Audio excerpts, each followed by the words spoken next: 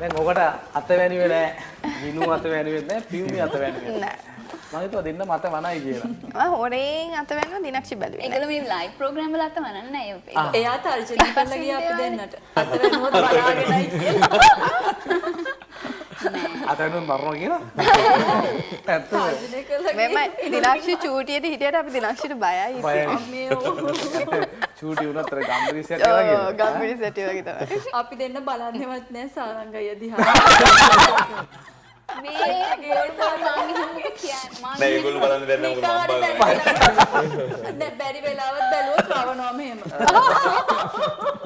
මේගොල්ලෝ චරිතේ ඉන්නේ. චරිතේ. අනුගත වෙලා අනුබද්ධ වෙලා. අයිය වෙලා ෂෙයා වෙලා ඉන්නේ. ඇත්ත කියලා හිතයි.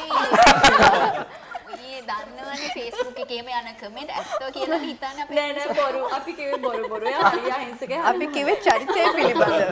ඇත්තටම වෙස් හොඳයි. වෙස් චරිතය. අපි කිව්වේ වෙස් කියන්නේ නේද? Yes, චරිතය ගැන අපි වෙන දෙයක් නෙමෙයි යා. නෙවෙයි.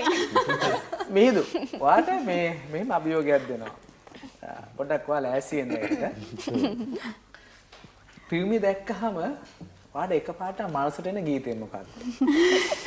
ධනුෂ්ක දැක්කහම එකපාරට මනසට එන ගීතය මොකක්ද? ඔව් එකෙක් සාරංග දැක්කහම ඔයාට හිතේ ගීතය මොකක්ද? දිනක්ෂි දැක්කහම හිතෙන ගීතය මොකක්ද? විනු දැක්කහම හිතෙන ගීතය මොකක්ද? ජයන්ත දැක්කම මාව නැතුණාට කමන්නේ නැහැ. හරි අන්තිමට ඔයා වෙනුවෙන් ඔයාටම ගීතයක් ගායනා කරන්නත් ඕනේ. අපි මුලින්ම කොහෙන්ද පටන් ගන්නෙ? ඔයාලට කැමති මොනවද? හරි මම කැමති පියුමිගෙන් පටන් ගන්න. පියුමි දැන් හැබැයි අපිට ඒක දැනෙන්න ඕනේ. පැල්ලක දැවුන් නැත්නම් සාරංග කියන්නේ නෑ මේක තමයි ගායනා කරන්න ඕනේ කියලා. හරි. එහෙනම් ඔයාට ෆිල්ම් එක දැක්කම හිතෙන සිංගවත් මතක් කරගන්න. අන්න දැක්කද පොඩි එකක් තියුණා එතන නේද? නැත්තෙම නෑ. හරිවා පියුමි කිව්වේ ඒක. මල්ලෙන් පැන්නා. දැන් ඔය ගානක් ගන්න